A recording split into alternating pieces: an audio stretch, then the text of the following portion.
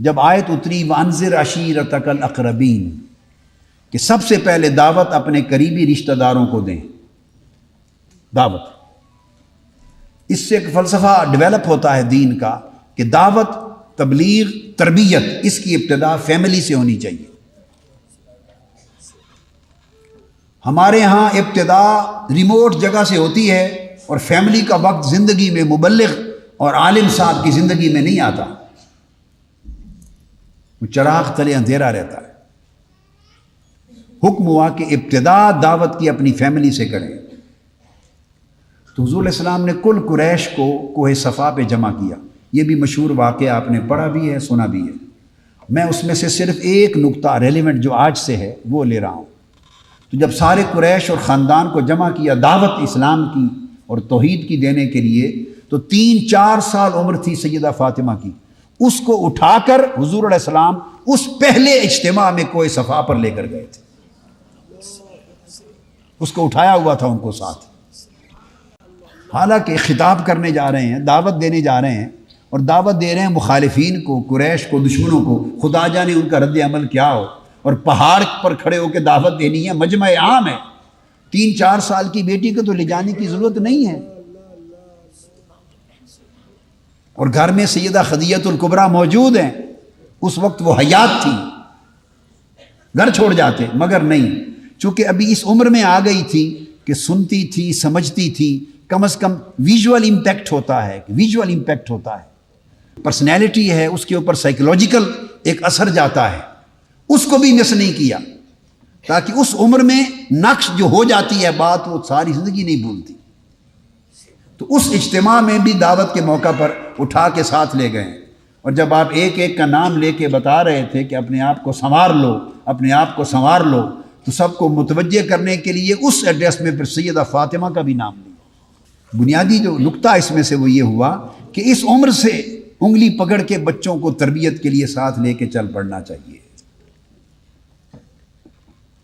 اور یہ بچپن کے لیے سیدہ فاطمہ کی سنت ہے، اور بچوں کو تربیت دینے کے باب میں تاجدار کائنات کی سنت ہے۔ اور پھر بہت کم کتب میں آیا ہے، بہت ساری کتابوں میں یہ بات درج نہیں، اتنا کم آیا ہے کتابوں میں کہ شاید آپ میں سے کوئی بھی یہ نہ کہہ سکے کہ میں نے پہلے کہیں پڑھا ہے یا سنا ہے۔ بعض چیزیں اتنی قلیل روایت ہوئی ہیں، ہوتی حقیقتیں ہیں۔ جس رات معراج نصیب ہوا آقا علیہ الصلوۃ والسلام کو، تو آپ کی عمر مبارک اس وقت 9, 10, 12 برس کے لگ بھگ تھی، تو جس مکان میں آقا علیہ السلام سوئے ہوئے تھے، آرام فرما تھے، اس رات بھی سیدہ فاطمہ کو اپنے ساتھ رکھا ہوا تھا۔ معراج کی شب آپ کے ساتھ تھی۔ جب جبرائیل امین آئے ہیں اور دروازہ کھٹکھٹایا، تو دروازہ معراج کی شب سیدہ فاطمہ الزہرا نے کھولا ہے، اور آپ نے پوچھا کون؟ تو آگے سے جواب آیا کہ جبرائیل آیا ہوں، براق لے کر، اللہ پاک نے پیغام بھیجا ہے، حضور سے ملنا چاہتا ہے، اللہ ملاقات کے لیے بلایا ہے۔ تو سیدہ کائنات نے جا کے خبر دی ہے، پھر جبرائیل امین آئے اور باقی واقعہ معراج پیش آیا۔ اس سے آپ اندازہ کریں کہ کس طرح آقا علیہ السلام انہیں اپنی قربت و صحبت میں رکھتے۔ اس سے یہ پوائنٹ اخذ کر رہا ہوں کہ کتنی قربت و صحبت میں رکھتے تھے۔ تربیت صحبت سے ہوتی ہے، قربت سے ہوتی ہے۔ جو مذہبی طبیعت کے والدین ہیں، ریلیجس مائنڈڈ مذہبی طبیعت کے لوگ، وہ بچوں پر ایسا روب ڈالنے کا ایک مزاج اور طبیعت یا رجحان رکھتے ہیں تاکہ بچے خوف زدہ رہیں۔ یہ خوف زدگی کا کوئی تصور اولاد کے لیے اسلام میں نہیں ہے، حضور کی سنت میں نہیں ہے۔ آقا علیہ السلام کی سنت یہ ہے کہ قربت اور صحبت میں رکھ کے انہیں اپنائیت دی جائے، اتنی شفقت اور پیار دیا جائے کہ وہ پیار کے اندر ہی خوف ہو، اور محبت میں جو خوف ہے وہ دنیا کی کسی شے میں نہیں ہے۔ یہ ایک الگ باب ہے۔ خوف اور خشیت کی جو کیفیت محبت میں ہے وہ وحشت والے خوف میں نہیں ہے، مگر قربت اور صحبت میں رکھیں، پیار دیں، محبت دیں، اور اس طریق سے تربیت کریں۔ اگر خوف زدگی کی کیفیت پیدا کریں گے تو بچے آپ سے دور ہو جائیں گے، فاصلہ ہو جائے گا، وہ دور ہو جائیں گے، چھپ جائیں گے، پھر آپ کے سامنے ڈر کے مارے وہ سب سمیٹ سموٹ کے سیٹ ہو کے آ جائیں گے، اور آپ کے جانے کی دیر ہے تو سب الحمدللہ پھر اپنی پراپر جگہ پہ واپس سب کو چلا جائے گا۔ تو یہ پھر دھوکہ دہی شروع ہو جائے گی، دھوکہ دہی شروع ہو جائے گی۔ اگر پیار، نرمی، محبت اور شفقت اس ماحول میں قربت میں تربیت دیں گے تو دوہرا پن نہیں ہوگا، چھپے ظاہر باطن سب کچھ ایک کردار رہے گا۔ یہ تربیت کا عالم تھا، اور ایک لمحہ بھی آقا علیہ السلام انہیں اپنے آپ سے جدا نہیں فرماتے تھے، حتیٰ کہ ایک وقت صرف آیا اور وہ سفر ہجرت تھا، اس میں آقا علیہ السلام ان کو ساتھ نہیں لے جا سکے، ہجرت کی رات۔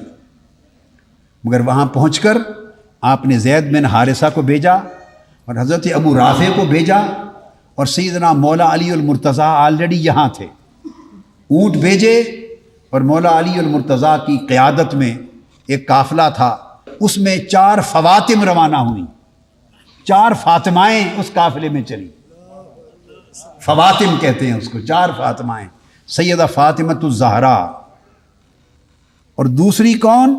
سیدہ فاطمہ بنت اسد، حضرت مولا علی شیر خدا کی والدہ، یعنی آپ کی دادی جان، وہ بھی فاطمہ۔ تیسری فاطمہ بنت زبیر بن عبد المطلب، وہ بھی فاطمہ،